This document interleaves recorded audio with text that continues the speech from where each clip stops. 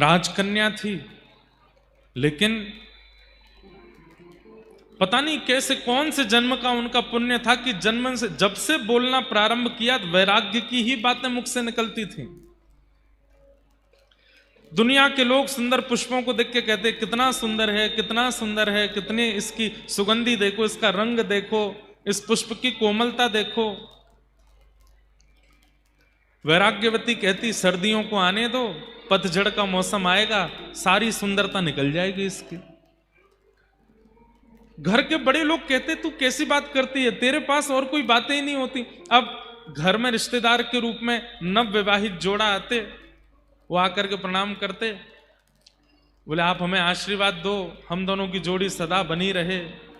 वैराग्यवती आ जाती, वहां पर भी वैराग्य की बातें करने लगती। मन पंछी उड़ जाई हैं जादिन, तादिन तेरे तनु तर वर के, सबई पात झड़ जाई हैं, स्वार लाग करें सब पीती, सुर नर मुनि जन की यह रीति। सब स्वार्थ के संबंधी हैं, ये संबंध कोई विशेष नहीं है, तुम दोनों विवाह करके आए हो। हर जगह वैराग्य की बात करती थी, इसलिए उसका नाम वैराग्यवती। एक समय आने पर तो राजा ने छोटी सी कुटिया बना करके महल के बाहर उनका निवास बना दिया, बोले तुम यहीं रहो। और पूरे दिन क्या करती, केवल ठाकुर जी का स्मरण।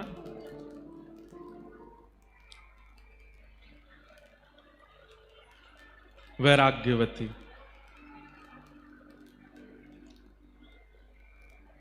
ठाकुर जी का स्मरण करती और कोई उसके पास चर्चा नहीं होती। एक दिन अपनी कुटिया में बैठी थी, नाम की कुटिया थी, क्योंकि राजा की पुत्री है तो सब प्रकारेण सारे सुख थे उसके पास, पिता ने सारी व्यवस्था कर रखी थी, सोने चांदी के बर्तन दे रखे हैं, सब कुछ दे रखा है, सब कुछ व्यवस्थित था उनके पास। तो एक बार एक चोर आया, ध्यान से सुनिएगा, और उस चोर को पता चला कि राजा के यहां पहुंचना तो बहुत मुश्किल है, महल में रहते हैं, बहुत लोग पहरेदारी में रहते हैं, पर ये राजा की पुत्री है वैराग्यवती, ये बाहर रहती है, और हमने सुना है इसके पास भी इतना धन तो है इसकी कुटिया में कि अगर चोरी कर लिया जाए तो हमारा कम से कम 1-1.5 साल का तो पोषण हो ही जाएगा। तो वो चोर जैसे ही वैराग्यवती की कुटिया में प्रवेश करने लगा तो वैराग्यवती उस समय ठाकुर जी की पूजा करके कुछ प्रार्थना कर रही थी, तो उसने सुना ये बोल क्या रही है। तो वैराग्यवती बोल रही थी, ठाकुर जी मुझे संसार से वैराग्य हो गया, माता पिता परिवार सबने मुझे दूर कर दिया, आपकी बड़ी कृपा, आपकी कृपा से सब मुझसे दूर हो गए, बस अब मुझे एक की चाह है, आप मत मिलिए मुझे, पर मेरे जीवन में एक सदगुरु भेज दीजिए, जिन गुरु की कृपा से मैं आपको प्राप्त कर सकूं, ऐसे गुरु मेरे जीवन में भेज दीजिए, गुरु कृपा मुझ पर करवा दीजिए। और ठाकुर जी से बस प्रार्थना करती रहती, मुझे गुरु कब मिलेंगे, मेरे सदगुरु कहां होंगे, मेरे गुरु कब कृपा करने के लिए मेरे ऊपर आएंगे। तभी वो चोर पहुंच गया और चोर ने सुन लिया। चोर ने मन में विचार किया, ये गुरु खोज रही है, भेष ही तो बदलना है, मैं बन के चला जाता हूं। धोती पहन करके, सिर पर बढ़िया त्रिपुंड लगा करके और हाथ गले में कुछ मालाएं डाल करके, झोला टांग करके तुरंत द्वार पर आ गए। और द्वार पर आकर के उस वैराग्यवती से कहने लगे, जल मिलेगा, हम बड़े प्यासे हैं, सीताराम जल मिलेगा। वैराग्यवती ने देखा,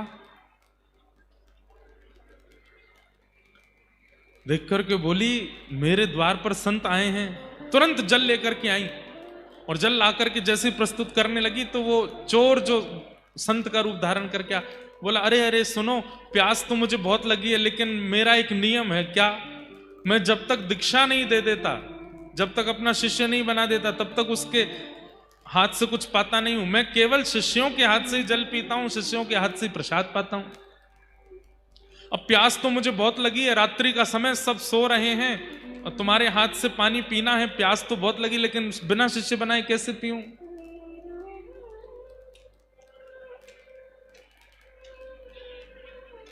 वैराग्यवती बोली, आप प्यासे रहेंगे ये मुझे स्वीकार नहीं, और मैं तो अभी ठाकुर जी से कह ही रही थी कि मुझे गुरु दे दीजिए, और उसी समय आपका आना हुआ है, तो निश्चित है कि आपको ठाकुर जी ने ही भेजा होगा मेरे गुरु रूप में आने के लिए।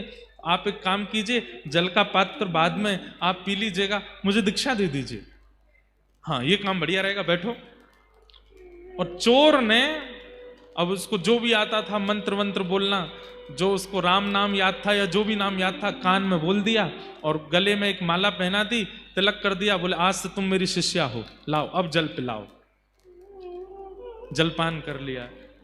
जलपान करने के बाद में गुरुजी बोले, बेटा अब हमको आगे अपने आश्रम की ओर जाना है, और आश्रम का बहुत बड़ा उत्सव आ रहा है, उसकी व्यवस्था भी करनी है। जी गुरुदेव आप आज्ञा करो। बोले काम करो, तुम्हारे पास जितना भी द्रव्य है, जितना भी सब सामग्री है, सब लेके चलो और हमारे आश्रम में थोड़े सहायता करना। और हमारी गुरु दीक्षा का एक नियम और रह गया है, वो हम अभी करेंगे। क्या नियम है गुरुजी? बोले आप चलो। तो वैराग्यवती चल पड़ी, अपने घर का सारा सामान लेकर के, सारा धन धान्य लेकर के। अब तो गुरु मिल गए हैं, जो कहेंगे सब करूंगी। हम आपको ये बताना चाहते हैं कि गुरु के प्रति निष्ठा का फल ठाकुर जी कैसे प्रदान करते हैं। आजकल भी ऐसा सुनने में मिल जाता है, कई इंटरव्यूज में, कई जगह बड़े बड़े चैनलों पर भी लोग बोलते हैं, संत जन आदि, कथा वक्ता आदि आदि आदि ये तो सब बस लूट रहे हैं, इतना पैसा ले रहे हैं, इतना ये कर रहे हैं, यहां पे ऐसा करते हैं। बहुत सावधानी से सुनो। अगर कोई इस मनस्थिति से कथा कर भी रहा है कि उसको धन कमाना है, कोई इस मनस्थिति से अगर शिष्य बना भी रहा है, तो भी शिष्य की दृष्टि कैसी होनी चाहिए ये सुनिए। उनको दंड नहीं मिलेगा ऐसा नहीं है। जो इस प्रकार लोगों का सिंचन करते हैं और केवल धन को प्रधानता देकर के सारी क्रियाएं करते हैं और रूप बनाते हैं वैष्णव का, ठाकुर जी कह रहे हैं वो बचने वाले नहीं है। उनको दंड यम नहीं देंगे, उनको दंड यमदूत नहीं देंगे, उनको दंड कोई और नहीं देगा, उनको मैं दंड देता हूं। और एक बात याद रखिएगा, क्लास टीचर डांट दे ठीक है, मॉनिटर डांट दे ठीक है, कोऑर्डिनेटर डांट दे ठीक है, प्रिंसिपल के पास अगर बात पहुंच गई तो फिर डांट कुछ ज्यादा ही सीधे रिस्ट्रिक्शन ही होता है फिर स्कूल में।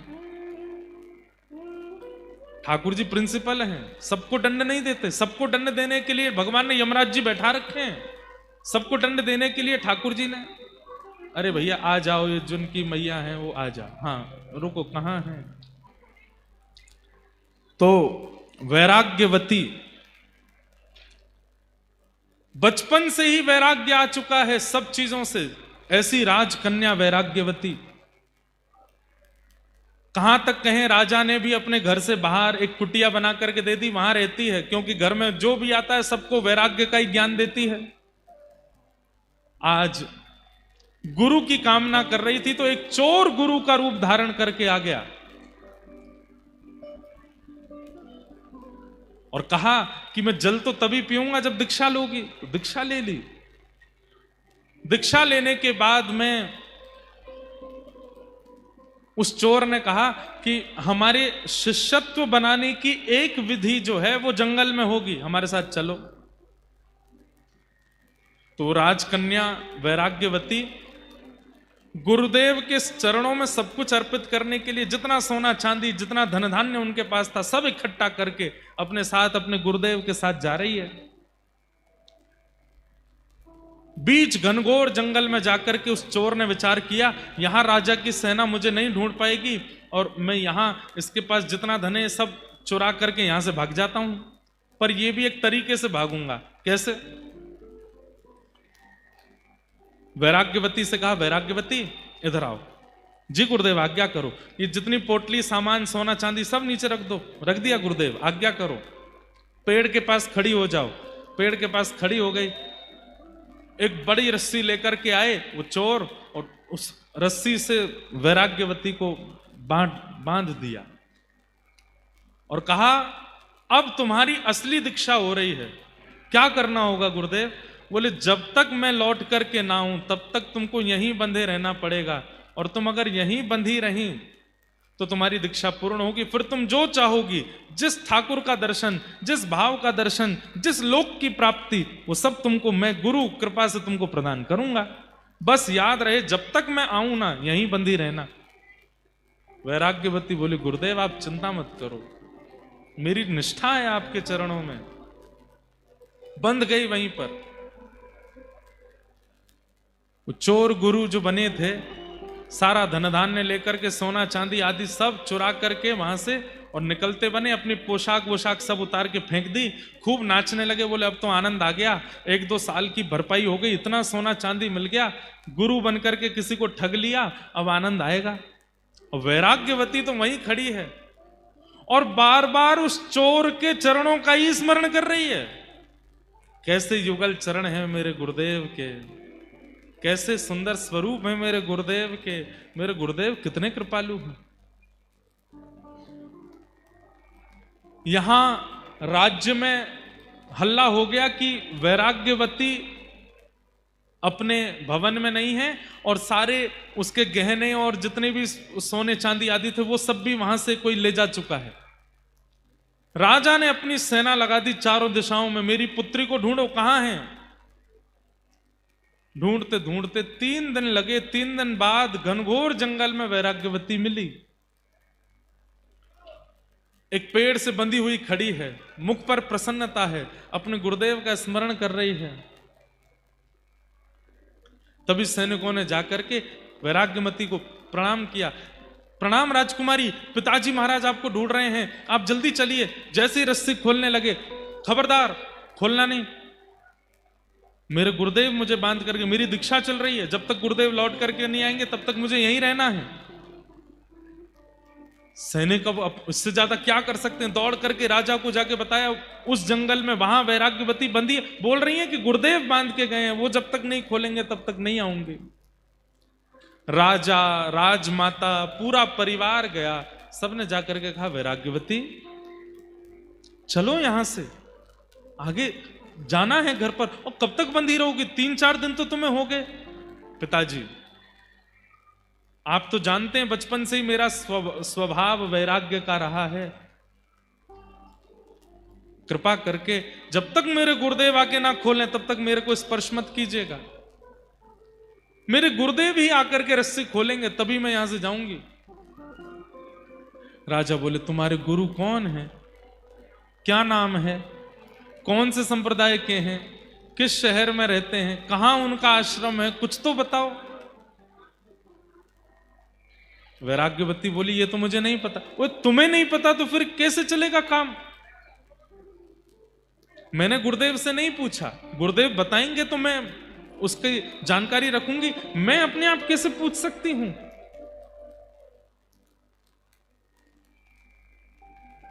राजा बोले, क्या करें, बड़े बड़े आचार्य, बड़े बड़े राजघराने में जो संत महापुरुष थे, सबने आकर के वैराग्यवती को समझाने का प्रयास किया। वैराग्यवती वो कोई गुरु नहीं है, वो ठग है, तुम्हारे सारे बर्तन लेकर के, सारे तुम्हारे आभूषण लेकर के भाग गया है, कोई गुरु रूप धारण करके आया, तुमको ऐसे ही परेशान करके चला गया है। वैराग्यवती बोली, कृपा करके मेरे गुरुदेव के बारे में ऐसा मत बोलिए, वो मेरे गुरु हैं, वो चाहे तो मेरा सर्वस्व ले लें, मुझे कोई चिंता नहीं है। बड़े बड़े संत, बड़े बड़े ऋषि आचार्य आए, लेकिन कोई भी वैराग्यवती को मुक्त नहीं कर पाया। अगर आपने मुझे मुक्त करने का प्रयास किया, मैं प्राण त्याग दूंगी अपने। सब चिंता में बैठे। तभी अनेक संतों ने नारद जी का स्मरण किया, वहीं बैठ करके यज्ञ किया, नारद जी का आवाहन करना चाहा कि हे नारद जी आप पधारो। हाथ में करताल लेकर के, वीणा लेकर के श्री नारद जी प्रकट हो गए और प्रकट होकर के बोले, कहिए क्या बात है। बोले कि हमारी पुत्री यहाँ पिछले करीब 10-12 दिनों से बंधी हुई है और कह रही है गुरु आके खोलेंगे तो ही मुक्त होंगी। नारद जी महाराज ने जाकर के कहा, पुत्री मैं नारद हूं, देवदत्ताम मिमाम वीणाम स्वरत ब्रह्म विभूषिताम मूर्छयित्वा हरिकथाम गायमानश्चराम्य हम। मैं देवदत्ता वीणा लेकर के जगह जगह ठाकुर जी का यश गाता हूं, मैं नारद हूं। मैं तुम्हें आज्ञा देता हूं, ये रस्सी खोल दो, माता पिता परेशान हो रहे हैं तुम्हारे।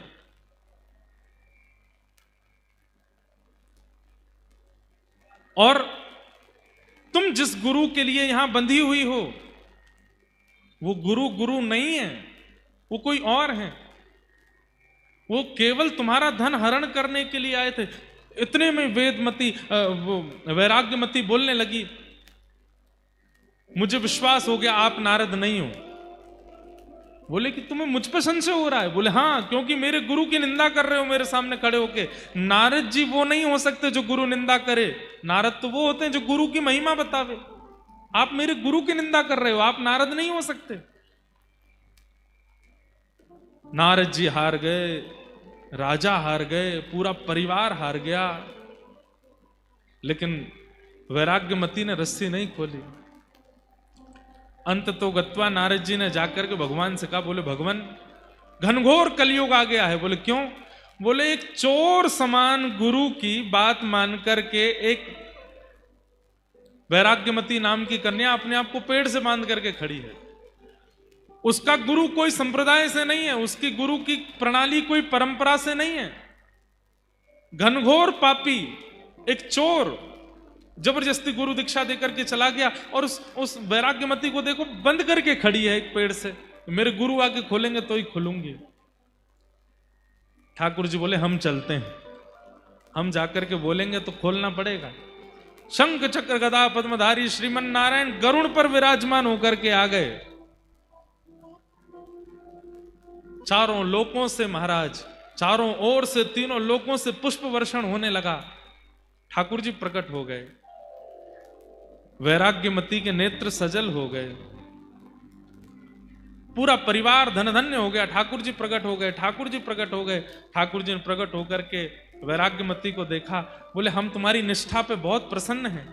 ऐसी गुरु निष्ठा, ऐसी गुरु निष्ठा कि तुमने इतने इतने महीनों से अपने आप को पेड़ से बांध करके रखा है। हम तुम्हारी निष्ठा से बड़े प्रसन्न हैं। अब हम आज्ञा करते हैं, तुम ये रस्सी खोल दो। और जिन गुरु का मंत्र लेकर के और जिन गुरु से दीक्षा लेकर के तुम यहां खड़ी हो, वो गुरु नहीं है, वो एक चोर है, वो सामान्य व्यक्ति है, केवल तुमको ठगने के लिए गुरु का रूप धारण करके आया। वैराग्यमती के नेत्र सजल हो गए, ठाकुर जी के चरणों में वहीं से सिर झुका करके प्रणाम करती हुई बोली कि नाथ, पिता ने आकर के रोका, कुल गुरु ने आकर के रोका, नारद जी ने आकर के रोका, सबने एक ही बात कही कि मेरे गुरु चोर हैं, मेरे गुरु गुरु नहीं है, मेरे गुरु ठग हैं। सबने गलत गलत शब्द कहे, पर मैं मानती रही कि मेरे गुरु ही परम सत्य हैं। और आज तो इस बात पर प्रमाण हो गया कि मेरे गुरु सर्वोपरि है। भगवान बोले मैं निंदा कर रहा हूं तो भी तुम मान रही हो सर्वोपरि। वैराग्यमती कहती है, जिन गुरु के जीवन में आते ही कुल गुरु के पास मुझे नहीं जाना पड़ा, वो यहां आ गए, नारद जी यहां आ गए, और अंततो गत्वा ठाकुर जी यहां आ गए। वो गुरु नकली कैसे हो सकते? जिन गुरु की दीक्षा प्रदान करते ही ठाकुर जी को मेरे सामने आना पड़ गया। अरे लोग हजार हजार वर्ष तक तप करते रह जाते हैं, आप उनकी तरफ देखते तक नहीं हो। यहां पर 11 दिन मुझे बंधे हुए पेड़ से, और मेरे गुरु बांध करके चले गए और बोल करके गए जब तक मैं ना आऊं तब तक खोलना नहीं। अगर मैंने पहले ही खोल दिया होता तो आज आपके दर्शन होते, नारद जी के दर्शन होते, इतने युग पुरुषों के दर्शन होते। ये मेरी गुरु की वाणी और ये मेरे गुरु की कृपा है। भगवान बोले जय हो,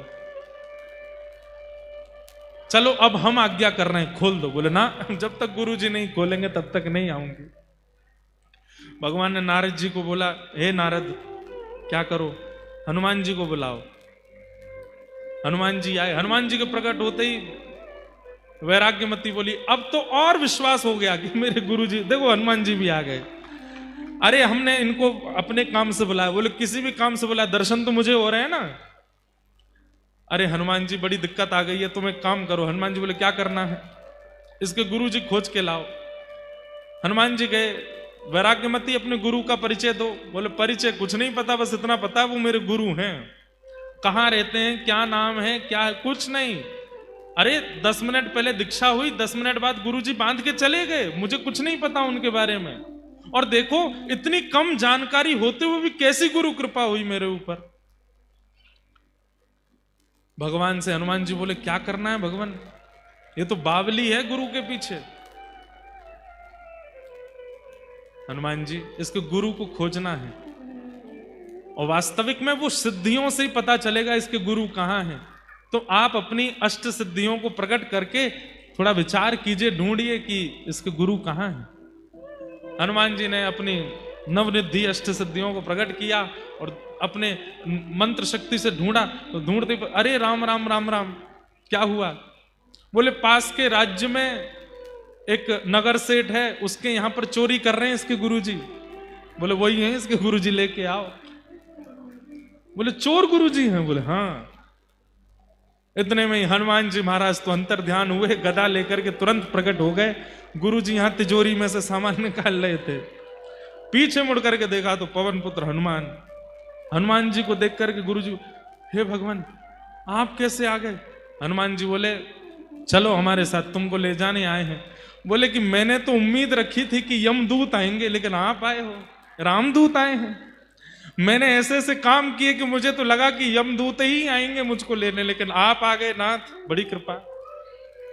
हनुमान जी लेकर के पहुंचे। जैसे ही प्रकट हुए हनुमान जी गुरु जी को लेकर के, आहा शंख चक्र गदा पद्म धारण करके गरुण जी पर भगवान बैठे हैं, नारद जी बैठे हैं, बड़े बड़े देवता बैठे हैं, और सारा राजवंश खड़ा है, और एक पेड़ से बंधी हुई वैराग्यमती खड़ी है। सबका दर्शन किया पहले तो चोर गुरु जी ने, सब क्रोध में देख रहे हैं उनको। बारे चोर, गुरु बनकर के ऐसी दीक्षा देकर के गया। जैसे ही वैराग्यमती को देखा, अब चोर बोलता है तू अभी तक बंधी है यहीं पे? वैराग्यमती बोली गुरुदेव आप आज्ञा करके गए थे कि जब तक आप नहीं खोलोगे तब तक मैं यहीं बंधी रहूंगी। भगवान ने कहा सबसे पहले तो इसको मुक्त करो। जा करके जैसे ही रस्सी खोली, वैराग्यमती ने चरणों में प्रणाम किया। भगवान गुरुदेव आपकी कैसी कृपा, 10 मिनट आपने मुझे दीक्षा प्रदान किया, रस्सी से बांध करके गए। आपकी कृपा से श्री हनुमान जी का दर्शन, नारद जी का दर्शन, पिता महाराज का दर्शन, गुरुदेव का दर्शन, ठाकुर जी का दर्शन हो गया। गुरुदेव आपको वंदन करती हूँ, प्रणाम करती हूँ। भगवान ने हनुमान जी की ओर देखा, नारद जी की ओर देखा। सब साधन मुझे प्राप्त करने के एक तरफ, हनुमान जी देख लीजिए, और गुरु निष्ठा एक तरफ। ये गुरु निष्ठा है। तो हमें एक प्राचीन काल के भक्त शिरोमणि, प्रथम महिला महंत भारत की, उनका नाम था सहजोबाई। क्या नाम था? सहजोबाई। बहुत ध्यान से सुनिएगा। सहजोबाई, उनका एक पद है, पद के शब्द सुनिएगा।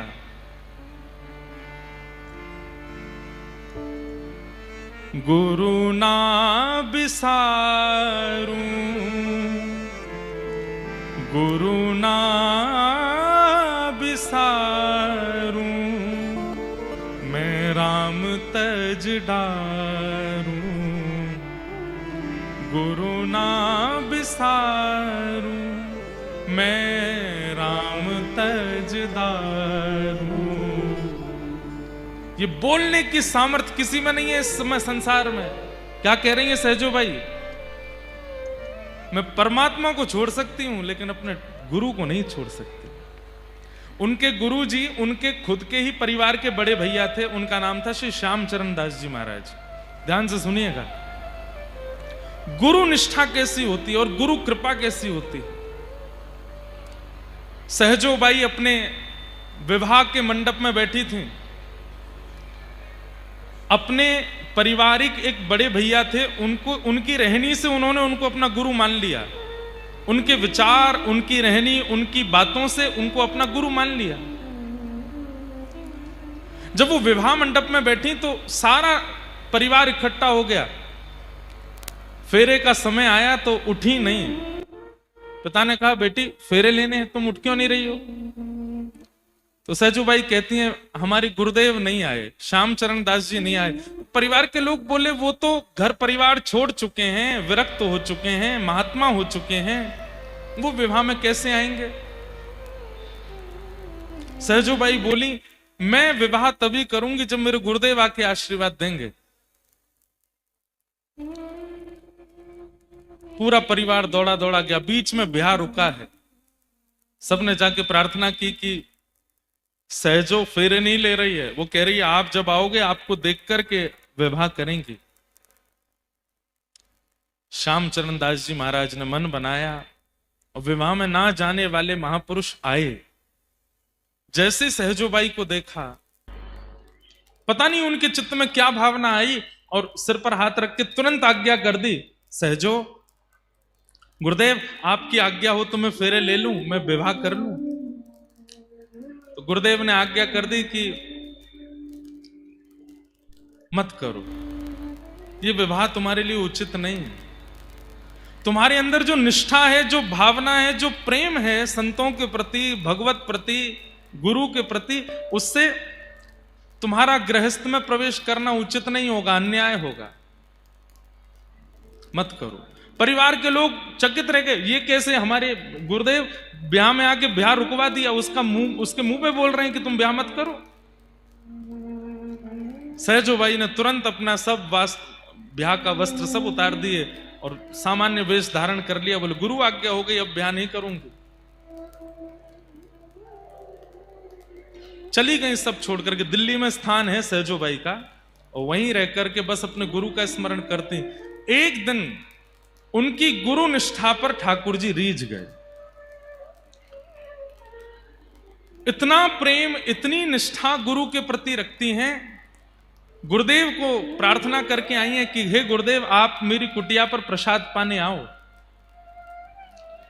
तो श्री श्यामचरण दास जी ने एक समय दे दिया कि हम इतने प्रहर पे तुम्हारे यहां आएंगे। उसी दिन ठाकुर जी भी रीझ गए उनकी भक्ति से। सब लोग इधर देखो, ध्यान से सुनना।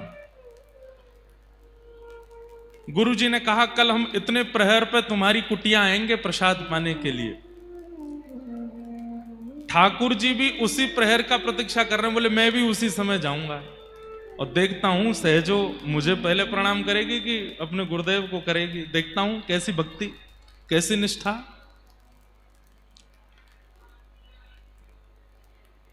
सहजोबाई अपने हाथ में पूजा का थाल लेकर के द्वार पर खड़ी हैं,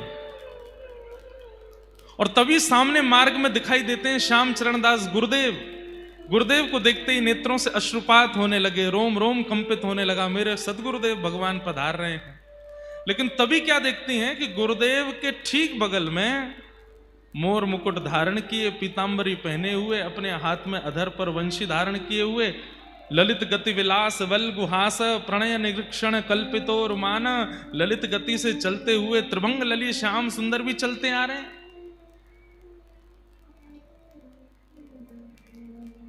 बहुत प्रसिद्ध दोहा है, सब बोलते हैं गुरु गोविंद दोनों खड़े काके लागू पाए, बलिहारी गुरुदेव की मोहि गोविंद दियो बताए।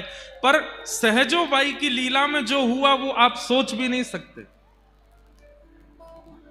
गुरु भी आ रहे हैं, गोविंद भी आ रहे हैं, और सहजोबाई के हाथ में एक थाली लगी है।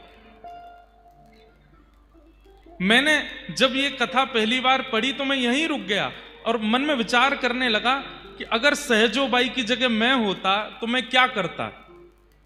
अगर मेरे गुरु आ रहे होते और मेरे सामने मेरे ठाकुर भी आ रहे होते तो मैं क्या करता, या आप क्या करते।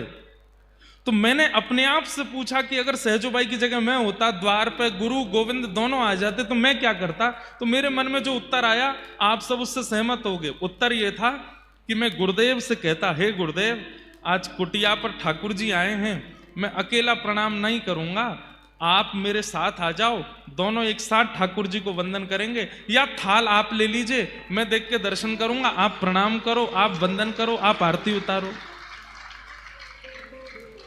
हमारी बात पे तो आपने ताली बजा दी, लेकिन सहजोबाई की सुनो। सहजोबाई ने क्या किया।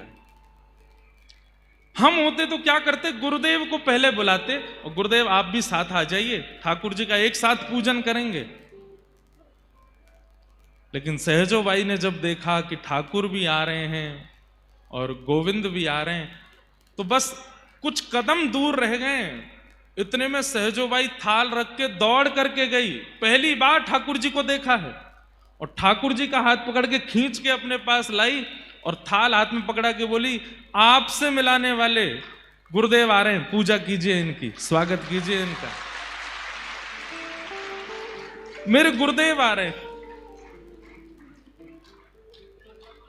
ठाकुर जी सहजो बाई की ओर देखने लगे, बोले सहजो, मैं ईश्वर हूं, मैं परमात्मा हूं, मेरी कृपा से तुझे जन्म मिला, मेरी कृपा से तुझे दृष्टि मिली, मेरी कृपा से तुझे हाथ मिले, मेरी कृपा से पैर मिला, मेरी कृपा से वाणी मिली, मेरी कृपा से तेरा अस्तित्व है। और मैं तेरे द्वार पर आया, तू तब भी तेरे प्रकार ही जन्म लेने वाले, एक सामान्य मां के गर्भ से जन्म लेने वाली गुरु की पूजा मुझसे करा रही है। सहजो बाई कहती हैं, हे नाथ, आंख आपने दी, पर इन आंखों से देखना किसको चाहिए ये तो गुरु ने बताया। हाथ आपने दिए, पर इन हाथों से सेवा किसकी करें ये तो गुरु ने सिखाया। शरीर आपने दिया, पर इस शरीर से अगर गुरु नहीं मिले होते, शरीर आपने दिया तो इस शरीर से हमारी गति तो अधम ही होती, हम तो नरक में ही जा रहे होते, पर हमें वैकुंठ का मार्ग दिखाने वाले तो गुरु हैं। आपने पंच इंद्रियां दी, आपने सब कुछ दिया, पर इन सब कुछ का सदुपयोग सिखाने वाले तो गुरु है ना। अब ज्यादा बात नहीं बनाओ, चलो गुरुदेव की पूजा करो। ठाकुर जी के नेत्र सजल हो गए और पहली बार इतिहास में ऐसा हुआ, शिष्य बगल में खड़ा है, गुरुदेव सामने खड़े और ठाकुर जी दोनों की आरती उतार रहे हैं, सहजो बाई। और तब सहजो बाई ने एक पद गाया। वो पद कल से ही, जब से मैंने दद्दा जी का रूप देखा है और जब से इनके समस्त शिष्य परिकर को मैं देख रहा हूं, तब से ये पद मेरे मन में आ रहा है बार बार। सहजो बाई गाती हैं अपने गुरुदेव के लिए। और एक अभी आगे तो बहुत लीला हुई, अंदर घर में गए तो फिर वहां होड़ लगी, एक आसन लगा, ठाकुर जी बोले मैं बैठूंगा।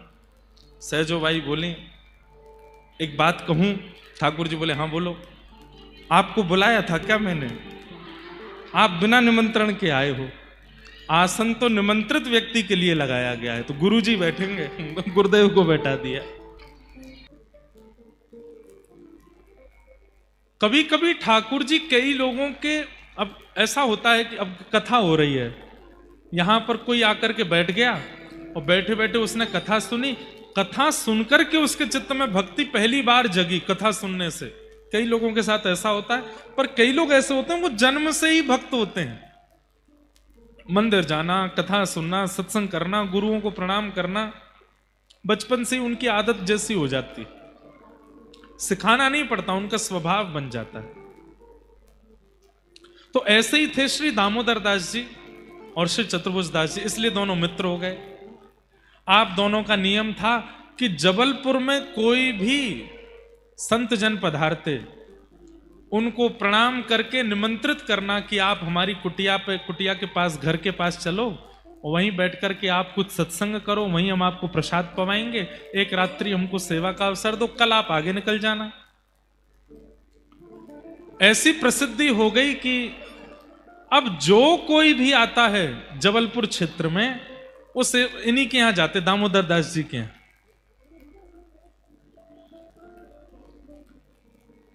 एक बार वृंदावन से कुछ महापुरुषों का आगमन हुआ। एक होता है ना कि चित्त में एक भावना बनी रहती है कि हमें जो प्रिय लगती है वो बात कोई सुना दे।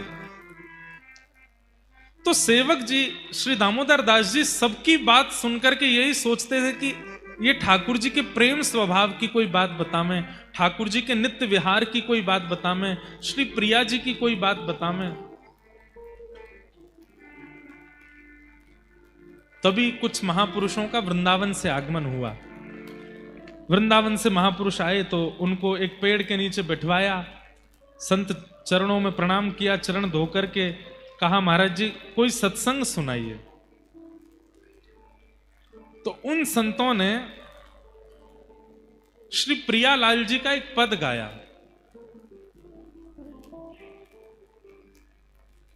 बसो मोरे नैनन में दो चंद, बसो मोरे नैनन में दो चंद, बसो मोरे नैनन में दो चंद, बसो मोरे नैनन में दो चंद। श्री हितरवंश महाप्रभु कहते हैं, ठाकुर जी ने हमको दो आंखें क्यों दी?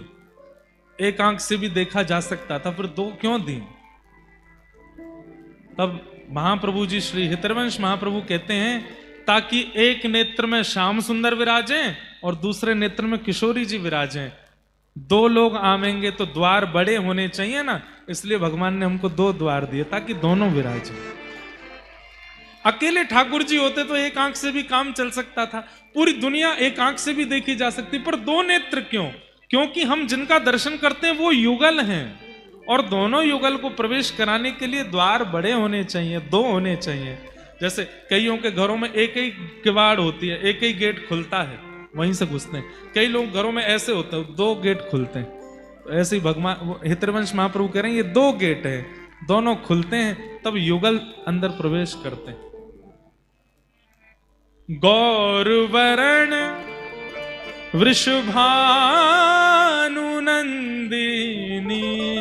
गौर वरण वृषभानुनंदिनी, श्याम वरण नंद नंदन, ओ श्याम वरण नंद नंदन, बसो मोरे नैनन में दो चंद, बसो मोरे नैनन में दो चंद। जैसे ये पद गाया, ये पद सुनते ही श्री दामोदर दास जी के नेत्रों से अपने आप आंसू गिरने लगे, और ये पद सुनते ही उनके नेत्रों से अविरल अश्रुधार गिरने लगी। और बस वो जो प्रवचन कर रहे थे उनकी बस प्रतीक्षा कर रहे थे, ये विश्राम कब लेंगे, मैं इनसे पूछूं कि मुझे ये रस कहां मिलेगा। जैसे उनका प्रवचन विश्राम हुआ, चरणों में प्रणाम किया, बोले भगवान मैं तो इसी रस की प्यास में बैठा हूं, नर्मदा जी के तट पर बैठकर के नित्य प्रार्थना करता हूं, ऐसे संत आमे हमारे क्षेत्र में जो प्रेम रस की बात बतावे, श्री प्रिया प्रियतम की बात बतावे। आज मैं धन्य हो गया, मुझे बस ये बता दीजिए ये रस कहां से आया है। तब वो संत फिर गाने लगे, यह रस वृंदावन ते आयो, यह रस वृंदावन ते आयो। ये तो वृंदावन से आया है, और वृंदावन में भी इस रस के अनेक प्रवाहक हैं, पर एक अद्भुत प्रवाहक हैं श्री हितरवंश महाप्रभु। जैसे ही श्री हितरवंश महाप्रभु का नाम सुना, सेवक जी के तो रोम रोम नृत्य करने लगा। नाम सुनते ही, सुनिए, गुरु मिले नहीं हैं, गुरु का दर्शन नहीं हुआ है, गुरु की छवि नहीं दिखी है, केवल गुरु का नाम कान में पड़ते ही समाधान हो गया, यही तो गुरु हैं। कोई नाम ले दे वे बस। आज भी स्थिति है, हमें कोई बात का प्रमाण देना है तो हम क्या कह देते हैं, गोस्वामी तुलसीदास जी ऐसा कहते हैं। तुलसीदास जी का नाम आते ही व्यक्ति को दोबारा रीचेक नहीं करना पड़ता, गोस्वामी जी कह रहे हैं तो सत्य ही कहा होगा। भक्तिमती मीराबाई ऐसा कहती हैं, ये बात सुनते ही हमारे मन में विश्वास आ जाता, मीराबाई कह रही हैं तो सत्य ही कहा होगा। हमारे दद्दा जी के जितने भक्त हैं, उनको कोई बात का प्रमाण देना हो, बस एक दद्दा जी ने ऐसा कहा था, वो रीचेक थोड़ी करेंगे। दद्दा जी ने कहा था तो मतलब ये प्रमाणित है। इसे गुरुनिष्ठा कहते हैं कि आपकी आचार्य के प्रति दूसरी भावना नहीं, एक बार जो शब्द निकला, जो बात कही, वो प्रमाणित है। हितरवंश महाप्रभु का नाम सुनते ही श्री दामोदर दास जी के तो नेत्र पुलकित हो गए, रोम रोम नृत्य करने लगा। चरणों में प्रणाम करके कहा कि भगवान, अगर मैं वृंदावन गया तो हितरवंश महाप्रभु मुझे स्वीकार करेंगे? क्यों नहीं करेंगे? निश्चित स्वीकार करेंगे, तुम जाओ तो सही। और श्री दामोदर दास जी ने मन बना लिया कि मैं वृंदावन जाऊंगा। लेकिन वही बात है ना, कल करे सो आज कर, आज करे सो अब, पल में परले होएगी बहुरी करेगो कब। सद कार्यों को कल पर नहीं टालना चाहिए, अब तुरंत कर लेना चाहिए। मन हो गया वृंदावन जाना है तो फिर निकल पड़ो तुरंत। ये मत विचार कीजिए अगले महीना कोई तिथि निकालेंगे, अगले हफ्ता कोई तिथि निकालेंगे। क्यों? हमारे यहां शास्त्रों में एक बात कही गई है, बहुत ध्यान से सुनिएगा। धाम जाने की इच्छा हो, गुरु दर्शन की इच्छा हो, कथा श्रवण की इच्छा हो, और या फिर धाम से कोई प्रसाद आपके घर लेकर के आ जाए, उनको स्वीकार करने में पल भर कर भी प्रतीक्षा नहीं करने, तुरंत करो। क्यों? क्योंकि अगर आपने परसों पर, तरसों पर, कल पर टाला, प्राणों का कोई भरोसा नहीं, रात में निकल गए तो फिर क्या करो। इसलिए हमारा नियम ऐसा है, कोई जगन्नाथपुरी से प्रसाद लावे, कोई द्वारिका से प्रसाद लावे, कोई कह दे कि महाराज जी वहां से प्रसाद लाए हैं, तो 100 काम कर रहे हो, 1000 काम कर रहे हो, कथा भी कर रहे हो, और कोई आके कहे जगन्नाथ जी का प्रसाद है, तो हम मंच पर बुलाते हैं, आओ पहले प्रसाद का एक तिनका ले लेंगे, फिर कथा आगे बढ़ाएंगे। क्यों? हमने उसको कह दिया, मैंने रखे रहो, थोड़ी देर बाद पाते हैं, और प्राण निकल गए तो नहीं पा पाए तो। बस यही एक चूक हो गई। दामोदर दास जी ने मन में विचार किया, मैं कल निकलूंगा वृंदावन के लिए। और अगले दिन ही आपके जो सखा थे चतुर्भुज दास जी, उनके घर में कोई ऐसी घटना या ऐसी कोई योजना बनी कि 3 महीने तक जबलपुर से बाहर नहीं जा सकते। तो उन्होंने ऐसा संकेत समझा कि ठाकुर जी आज्ञा कर रहे हैं कि 3 महीना अभी वृंदावन मत आओ, तभी यह घटना घटी है। और 3 महीने तक वो वृंदावन नहीं गए। 2-2.5 महीने ही निकले थे, तभी उन्हीं संत का दोबारा जबलपुर आगमन हुआ। दामोदर दास जी दौड़ करके गए, बोले भगवान भगवान बड़ी कृपा, आप पधारे। वो जिनका आपने नाम लिया था ना, हितरवंश महाप्रभु, मैंने उनको देखा नहीं, मैं वृंदावन जा ही नहीं पाया। 3 महीने की ऐसी कोई योजना है, अभी मैं नहीं जा सकता हूं वृंदावन, पर मुझे उनमें बड़ी निष्ठा है, उनकी कोई बात सुनाइए ना, बस कुछ ही दिन रह गए, फिर मैं वृंदावन जाऊंगा, उनसे दीक्षा ले लूंगा। ये सुनते ही वो महात्मा भावुक हो गए और बोले भैया अब तो देर हो गई, हितरवंश महाप्रभु जी अब अपने शरीर से दर्शन नहीं दे रहे हैं, वो प्रस्थान कर चुके।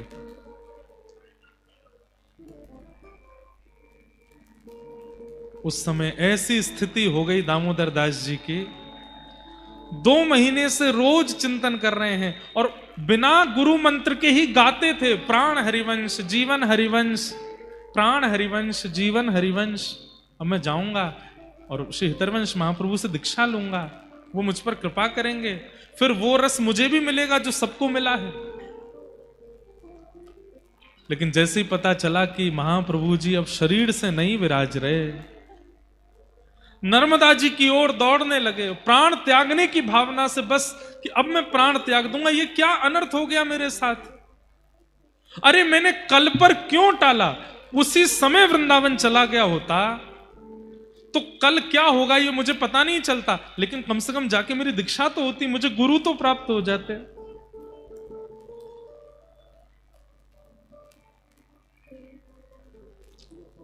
तभी उन संत ने कहा, देखो हितरवंश महाप्रभु तो नहीं है वहां पर, लेकिन उनके पुत्र वनचंद्र जी हैं, तुम चाहो तो उनसे दीक्षा ले सकते हो, वही रस, वही परंपरा, वही भावना सब आपको तुमको वहां से प्राप्त हो जाएगी। तो ये सुनकर के जो दूसरे इनके सखा थे चतुर्भुज दास जी, वो तो चले गए वृंदावन, लेकिन दामोदर दास जी ने प्रण ले लिया, मैं वृंदावन नहीं जाऊंगा, मेरे गुरु तो वही हैं।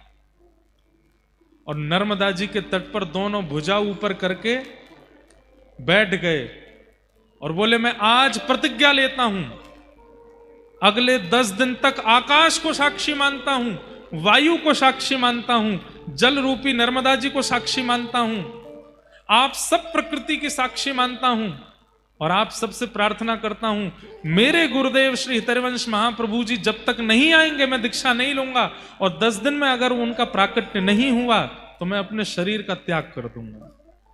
और दोनों भुजा ऊपर उठा करके सूर्य की ओर दृष्टि करके श्री दामोदर दास जी नर्मदा जी के तट पर बैठ गए। इसे कहते हैं गुरु निष्ठा। 4 दिन बीते, भुजाएं ऊपर हैं, बस नेत्रों से अविरल अश्रुधार गिर रही है, ना कुछ खा रहे हैं, ना कुछ पी रहे हैं, ना कुछ प्राप्त कर रहे हैं, बस मेरे गुरु प्रकट हों, मेरे गुरु। और किसी ने उनसे कहा, गुरु जी एक बार जाने के बाद नहीं आते। ध्यान से सुनिएगा, किसी ने उनसे कहा कि गुरु जी एक बार चले जाने के बाद, शरीर से अदृश्य होने के बाद दोबारा नहीं आते। तो सेवक जी महाराज बोले, दामोदर दास जी बोले, क्यों? ठाकुर जी तो बार बार प्रकट होते हैं। प्रहलाद के लिए प्रकट हुए, ध्रुव के लिए प्रकट हुए, मीराबाई के लिए प्रकट हुए, सूरदास के लिए प्रकट हुए।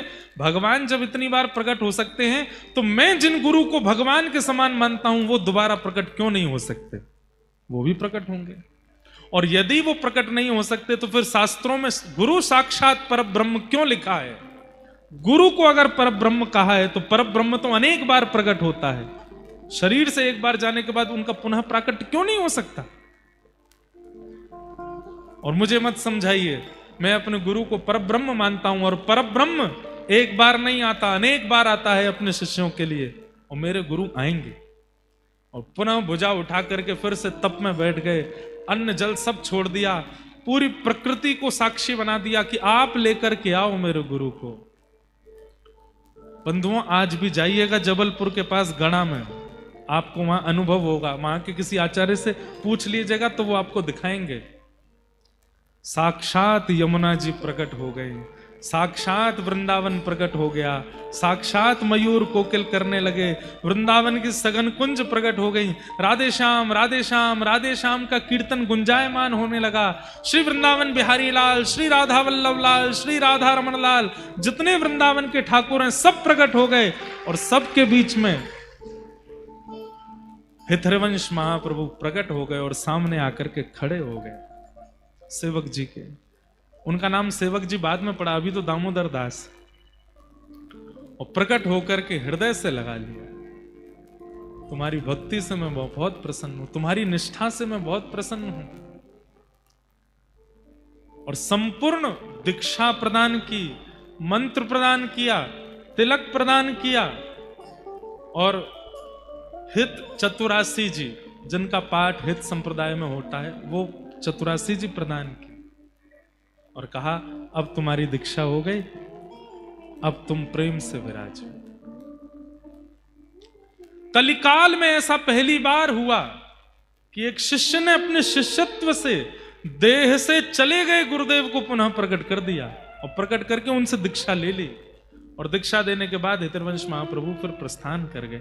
आज भी गड़ा में जहां प्रकट हुए महाप्रभु जी, वहां पे आज भी यमुना जी हैं, ऐसा बताते हैं, यहां यमुना जी हैं।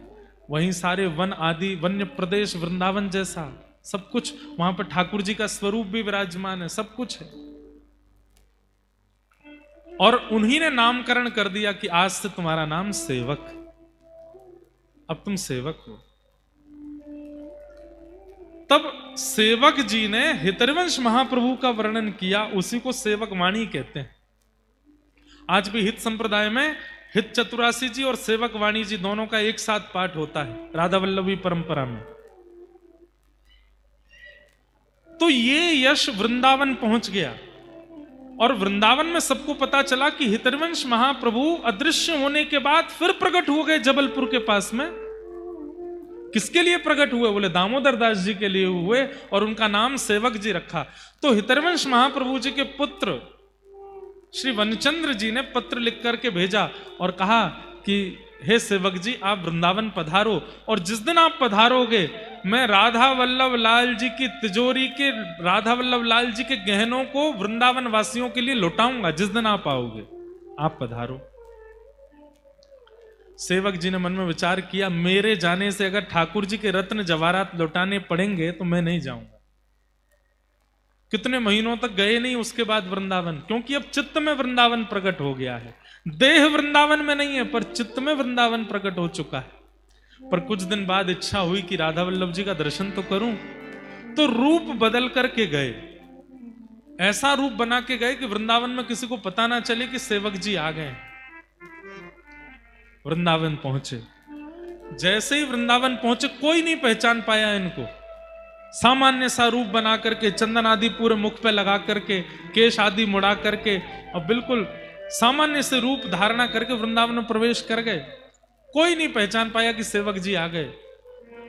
जैसे ही राधा वल्लभ जी के मंदिर में पहुंचे तो राधा वल्लभ जी खड़े हैं ऐसे, और हितरवंश महाप्रभु के पुत्र वनचंद्र जी राधा वल्लभ जी का श्रृंगार कर रहे थे।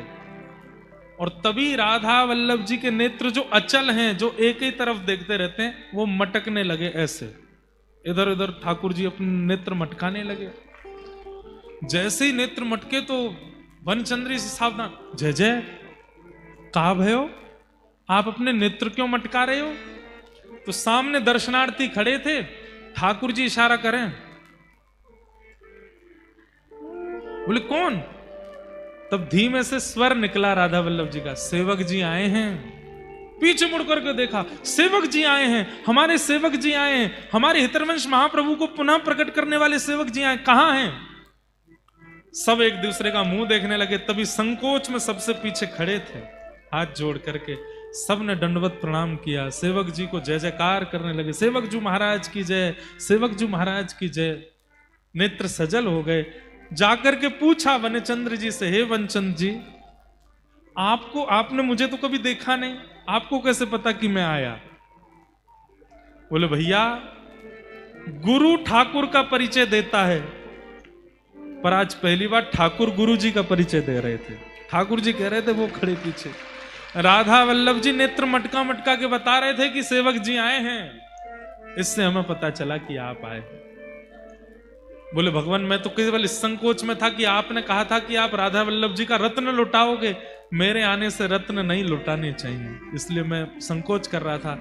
बोले नहीं, मैं ठाकुर जी के प्रसादी रत्न लुटाऊंगा, ताकि आप इतने बड़े भक्त हमारे वृंदावन में आए तो उनका यश तो हो।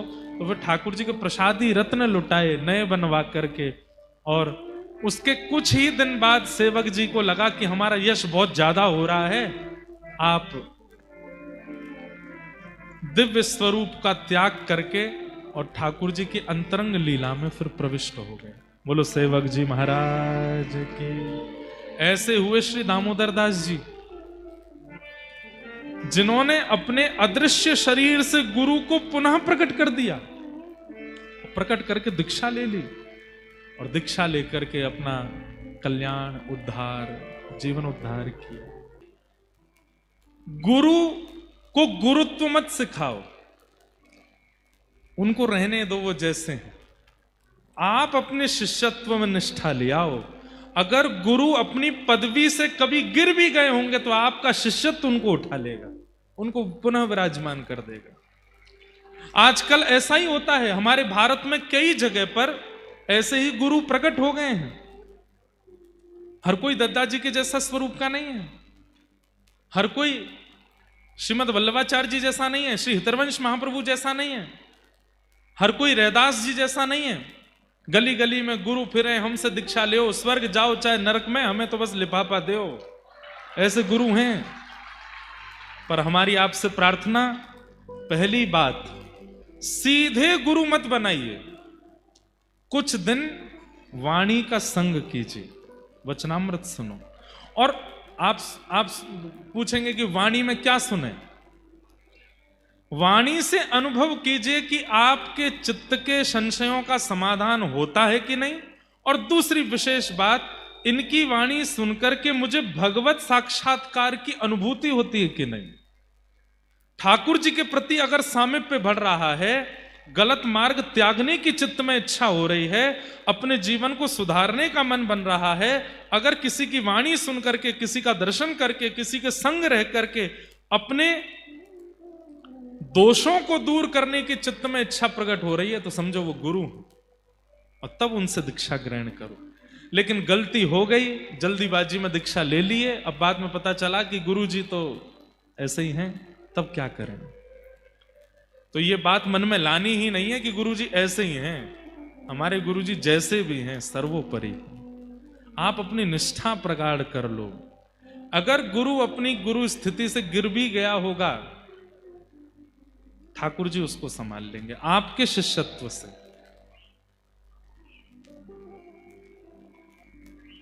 चाहे हार हो चाहे जीत हो, गुरु चरण में मेरी प्रीत हो। चाहे हार हो चाहे जीत। आजकल ऐसा भी होता है, अगर शिष्य जीत रहा है तो उसको लगता है मेरे गुरुजी बलवान है, मेरे गुरुजी आनंददायी है, मेरे गुरुजी बढ़िया हैं, क्योंकि मेरा सब बढ़िया चल रहा है, कमाई भी हो रही है, घर भी बन रहा है, सब कुछ बहुत बढ़िया चल रहा है, इसका मतलब मेरे गुरु की बड़ी कृपा है। नहीं, चाहे जैसी परिस्थिति आ जाए, आप अपने गुरु के प्रति निष्ठा का त्याग मत करो। कई बार ऐसा होता है बंधुओं कि गुरु शरणागति लेने के अगले दिन ही कष्ट आने शुरू हो जाते हैं। बहुत ध्यान से सुनिए सब लोग। हम तीसरी बार कटनी वालों से प्रार्थना कर रहे हैं, हमें बस शांति दे दीजिए और हमें कुछ नहीं चाहिए। हम साक्षात दद्दा जी को आपके चित्त में प्रकट कर देंगे, ये हमारा वचन है, बस आप हमको शांति दे दो। भाव इतने प्रकट होते हैं पर हम भूल जाते हैं आप लोगों की हिलना डुलना ये सब देख देख के, तो इसलिए हमारी प्रार्थना थोड़े नेक शांति से सुन। क्या बता रहा था मैं? कई शिष्यों ने ये अनुभव किया होगा, कईयों के तो दीक्षा के बाद दिन ही बदल गए, खाकपति थे अरबपति बन गए, सब कुछ प्राप्त हो गया। और कईयों को दीक्षा के तुरंत बाद ही ठोकर लगी, गिर गए, नाक में लग गई, मुंह में लग गई और सब खत्म और होने लगा। जो रहा सहा था वो भी चला गया। दोनों स्थिति का क्या भाव है गुरु प्रणाली में, गुरु कृपा में, दोनों स्थिति का क्या भाव है? ध्यान से सुनो। अगर गुरु शरणागति प्राप्त करते ही सब छूटने लगे, सब खत्म मात्र सा होने लगे, तो इसका अर्थ है हम आप सब लोग अनेक जन्मों तक पृथ्वी पर अपने पूर्व जन्मों के या इस जन्म के कर्मों को भोगने आते हैं। ये सबको पता है, ये प्रारब्ध कर्म हम भोग रहे हैं। हमने ऐसा ही कुछ पूर्व में किया है जिसका फल हमको इस जन्म में मिल रहा है। इस जन्म में भी हम कुछ ना कुछ कर देंगे तो अगले जन्म में भी भोगना पड़ेगा। गुरु की कृपा कैसी होती है कि गुरु शरणागति प्राप्त होते ही, गुरु के मन का नहीं पता उन्होंने क्या विचार किया। अगर वो किसी पर बहुत कृपा कर देते हैं तो एक बार में सोच लेते हैं, लाला मन में विचार कर लेते हैं कि भाई अभी इसके 6-7 जन्म और बचे हैं, इसको 6-7 जन्मों तक अपने पूर्व के किए हुए कृत्यों को भोगना पड़ेगा। ठाकुर जी से प्रार्थना कर देते हैं, नाथ 6-7 जन्मों तक इसको नहीं बुलाइए, इसी जन्म में सब खत्म करवाइए।